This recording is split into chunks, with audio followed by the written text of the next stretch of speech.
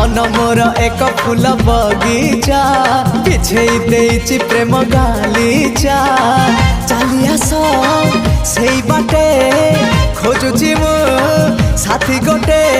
सुंदरी सुरयना ना ना झुमता ना ना ना आस सुनयना झुमता ना ना ना आस सुनयना झुमता ना ना ना ना आस सुनयना झुमता ना ना ना आस सुनयना।